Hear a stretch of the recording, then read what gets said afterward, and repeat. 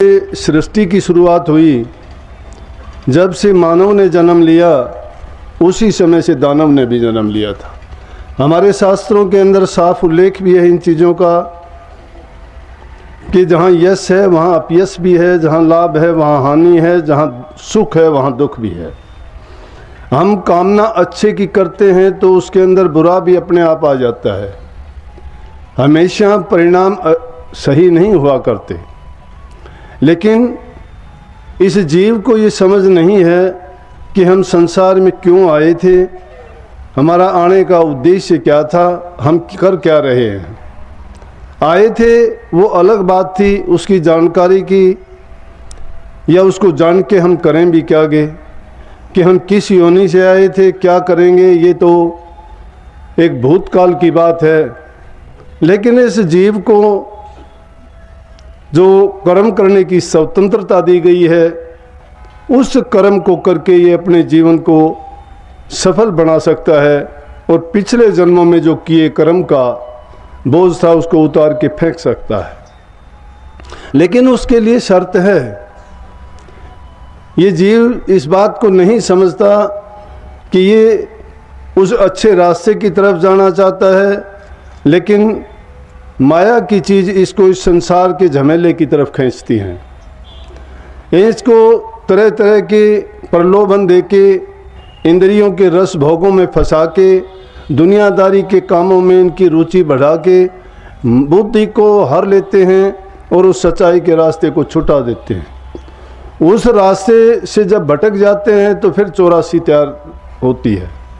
अभी एक बहन जी बैठी थी थोड़ी देर पहले, जब मैं दर्शनों पर था तो आके कहने लगी मैंने आपसे सवाल करने हैं। मैं कहने लगा मुझे सवाल आते ही नहीं, आप मेरे से पूछोगे क्या? बोला कि आध्यात्मिक सवाल पूछने हैं। मैं आध्यात्मिकता के बारे में आप जानते क्या हो?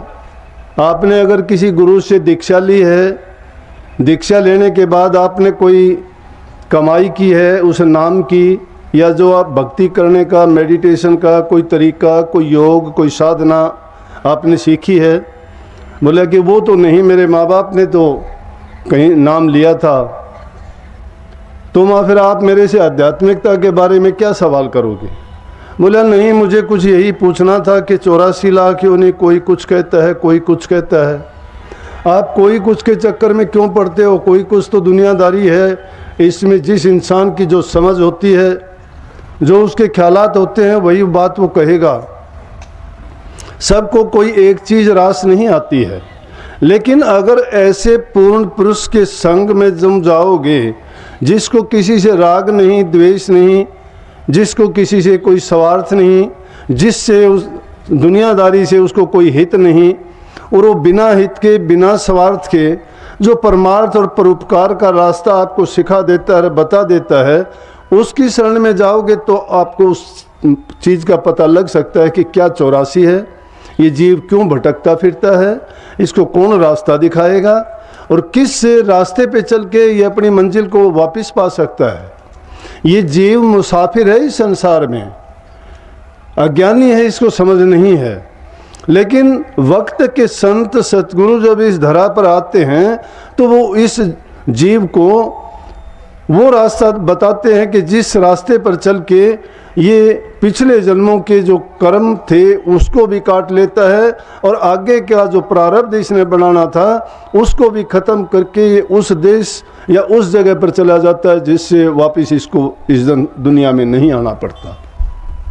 कहने को बहुत कुछ कहते हैं, लेकिन मार्ग इतना सहज नहीं है। करनी बहुत बड़ी है। जो संत सतगुरु के शरण में रह के उनकी सेवा नहीं करता है, उनसे ज्ञान प्राप्त करके उनके बताए हुए रास्ते पर जो जीव नहीं चलता है, उसको कुछ नहीं मिल सकता।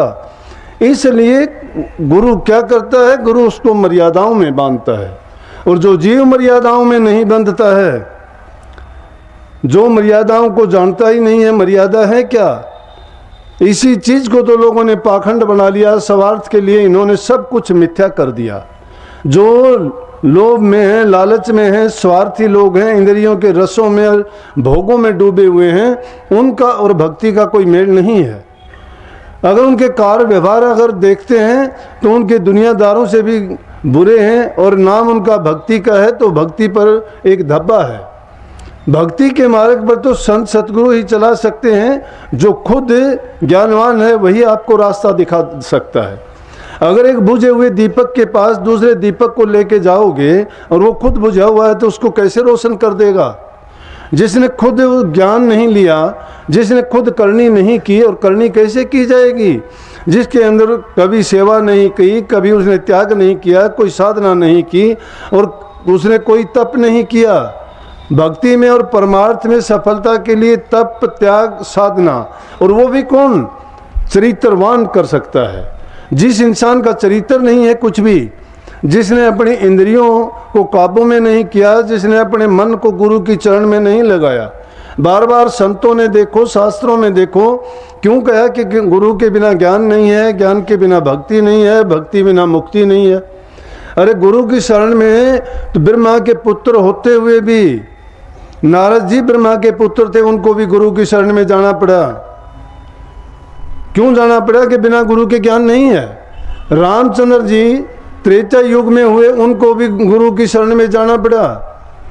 श्री कृष्ण जी द्वापर में हुए, आज तक उनको भगवान का रूप मान के उनको हम पूछते हैं, और थे भी वो परमात्म रूप थे, क्योंकि वो अवतारी पुरुष थे। और वो भी जब इस धरा पर आए तो उनको भी गुरु बनाना पड़ा था।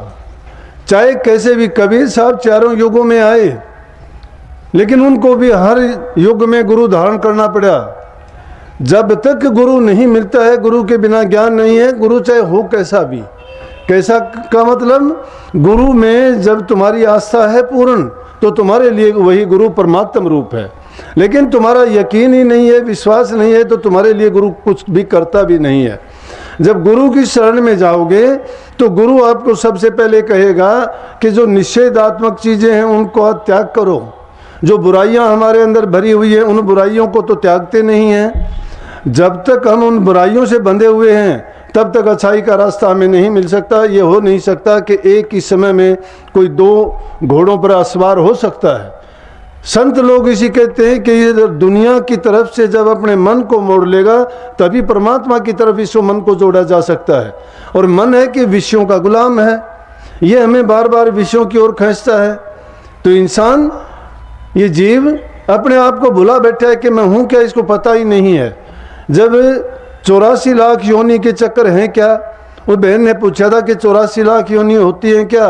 बोले कि एक पंथ वाले कहते हैं कि 84, कुल 84 जीवन को 84 लाख कहते हैं, कि लख कहते हैं देखने को, और 84 के 84।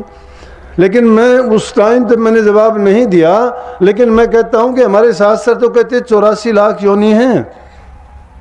4 खान में ये सब जीव बटे हुए हैं। हमारी रामायण में इसमें लिखा हुआ है, तुलसीदास जी कहते हैं 9 लाख जल के जीव हैं, 10 लाख पखेरु जान, 11 कीट भरंग हैं, स्थावर 20 बखान, 30 लाख पशु योनि है, 4 लाख नर होई, तुलसी इन में राम भजे धन है सोई। ये 84 लाख प्रकार की योनि होगी, और ये 4 श्रेणियों में बटे हुए हैं। अंडज, जेरज, स्वेदज, उद्भिज। कोई अंडे में पैदा होता है, कोई झिल्ली जेर में लिपट के आता है, कोई पानी और रेत से होता है, और कोई पसीने से पैदा होता है। ये कुल मिला के 84 लाख प्रकार की हैं। अब आप खुद सोचो कि उसको शब्दों के हेर फेर में अगर कोई अपनी बुद्धि से उसका अपने मतलब के अनुसार अर्थ निकालता है, तो उसको हम कैसे सत्य मान लें? शास्त्रों की बात को भी हम अपने हित के अनुसार अगर तोड़ मरोड़ के कहें कि ये नहीं, इसका मतलब ये है, तो वो गलत है।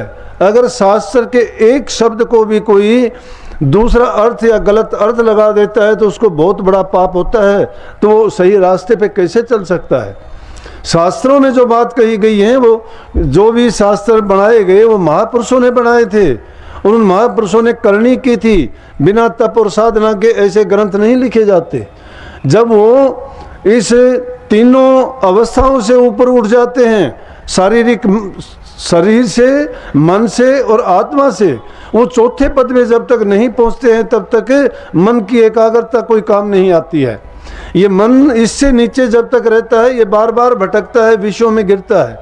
अब हमें लत लगी हुई है, कोई शराब पीता है, कोई मांस मिट्टी खाता है, कोई चोरी झूठ करता है, कोई छल कपट बेईमानी करता है। मैं कहता हूँ कि अगर व्यवहारिक जीवन हमारा ऐसा है तो जो इंसान जिन चीज़ों का सेवन करता है वो वैसा ही हो जाएगा। संसार में 5 तत्व 3 गुण से बनी है सारी चीज़ें, और जिसमें जिस गुण की प्रधानता हो जाती है वो वैसा ही व्यवहार करता है।